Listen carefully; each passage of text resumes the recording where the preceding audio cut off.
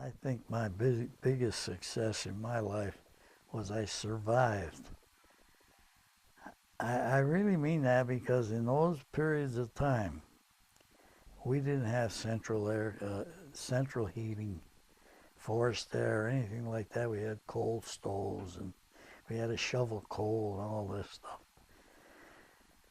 And I thought, well, being sick most of the time with a sore throat because there was no heat upstairs and where bedrooms we were sleeping. I thought, boy, if I ever get out of this in one piece and I own a home, that's the first thing will be comfort. And and I made that happen. When I built when I bought the home from my parents, they had the old coal stove in there. I said, that goes. And I went out and bought a gas furnace and I installed it myself and put it all together. And it passed. The city wouldn't give me a permit to do that. But the gas company was interested in selling gas, so they sent their inspector out and he put it through its paces. He said, good, no problem. He asked my wife, he said, what kind of work does your husband do? She said, oh, he's in maintenance. Oh, no wonder. You know, so that was a reasonably good accomplishment. I enjoyed that because it gave me a sense of pride, you know, that, well, I can do this, that. But that was in my, you know, the work life for the family. I was always concerned with that. In my life where I was working, I had many, many accomplishments that gave me a lot of satisfaction. At the time, I didn't think they were too important until other people's comments came through strongly. I made many, many improvements in increasing the productivity of our product. And I could remember what my dad told me before I went into supervision.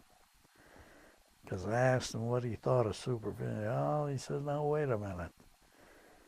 He said, if you didn't do your homework and learn everything you could about a job that you have, the people that are going to work for you will never respect you if you don't know.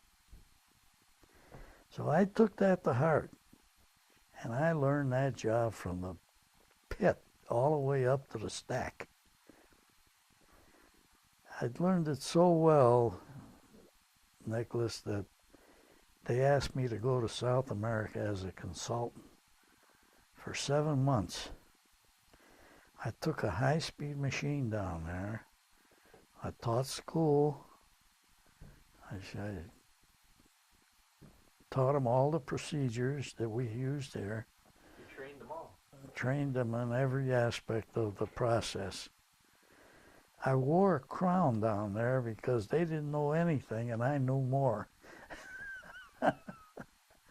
But it was a good experience, you know. It gave me a lot of satisfaction. Some of the things that I wanted to try here in the States where they wouldn't allow that. Down there, it was successful. I had to set up chrome plating processes. I had to set up mold pasting procedures. I had to set up maintenance of the machine. I had to set up preventative maintenance programs, operational procedures. Now, you could not do this if you didn't do your homework.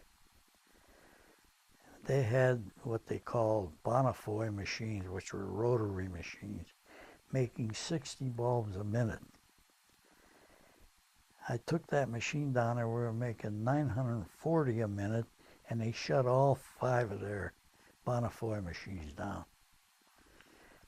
The productivity was so high down there that they only had to run the machine 6 months of the year. And they were supplying all the Central and South American countries. Oh yeah, well, you know, I don't know whether you were ever in a position to do this, I evaluated what I took down there, the machine.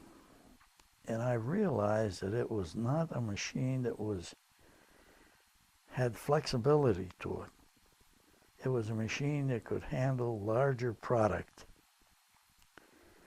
So before I left, I went in to see the manager and I commented, I said, "You bought the wrong machine." They went into shock. There was 3 of them in their office. They said, "I don't understand that, senor. We paid $225,000 for that machine. I don't care what you paid for it. It's not the kind of machine you should have." It was a 5.1 pitch machine, and I told them they needed a 3-inch pitch. It would take care of all the product that they wanted to make, and in faster than what this one would do that I took down there. They just shook their head. Well, to this day, from what I understand, they have a 3-inch machine now. And they run that all the time, and the other one just sits there sometimes. See, the important thing there was that if you don't do your homework, don't believe it's not possible to succeed. You can't take advantage of the opportunities. That's what I'm trying to say. I missed 1.5 working days in over 40 years with General Electric. And believe me, Nicholas, I, I sometimes think, gee, my whole life went by me for my workshop, my work area. I'm not saying that's wrong. I'm not saying it's right. I'm just saying you have to put it in perspective. I could say that the most difficult thing that I had to contend with was that I didn't spend enough time with my family.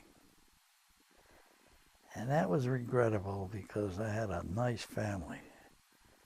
I had reasonably intelligent children.